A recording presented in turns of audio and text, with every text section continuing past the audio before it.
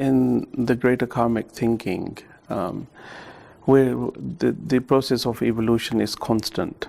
So in this age of the universe, according to Indian philosophy, is divided up into 4 segments, and we're in the last segment, which is known as Kali Yuga.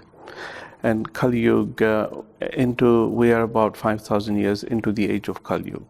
And so what we see here, we see so much fighting going on, and we see so much killing going on. And I think we have to somehow bring in some sort of static thinking. We're the only group of people, we're the only form of life here on the planet that likes to dress up, with military clothes and put guns and put, ammunition around us, which we cherish, and we are therefore then given an opportunity to go and kill other humans. We don't see that in the animal kingdom. You don't see, tigers getting up in the morning and say, okay, well, now I need to go and kill another tiger today.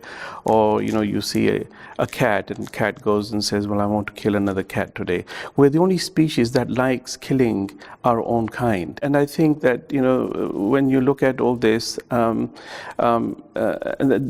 degradation of mind is going to become even more poorer. We are going against the grain all the time, always going against the grain, and such is the situation that this cycle of time and through Kali Yuga will come to an end, and it's not going to sort of come to an end next year or in the next 10 years. We have many thousands of years to go yet, but it is the course of destruction that we're on, and there isn't any opportunities that we're rediscovering so that we can try and pull out of this or cause minimum damage.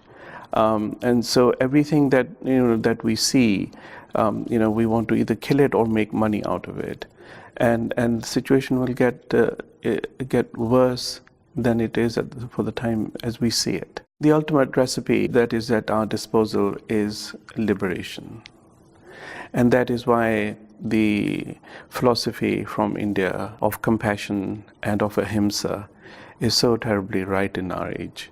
And that the journey is to look at how do we prepare ourselves for the ultimate truth, which is death. How do we prepare for death? And if we can create a thinking of this, amongst our own people, our own communities, and try and subjectively look at the possibility of, giving, 10 minutes, 15 minutes, 1 hour a day, and try to look at what's going on in this magical system that we are, and try and work with that. When you look at a human isn't just a concept of a mouth, and people think that the body is designed around the mouth, and so we can just eat what we want because they just want to fill this up. The idea really is that, for example, I know I'm showing you a pen here, but I want you to think of this thing not as a pen, and I'm going to put this into a burning fire. So obviously what we put into fire will burn, but this item does not burn. And let me give you another example.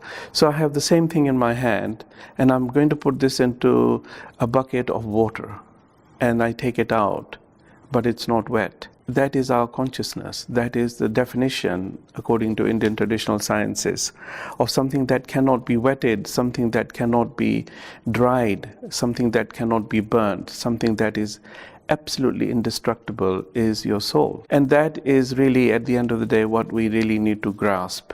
That, we say that, first the body is a being of energy, and then it is a human being. So it's trying to really understand the concept of that soul, that Atma, and the Indian word for soul is Atma.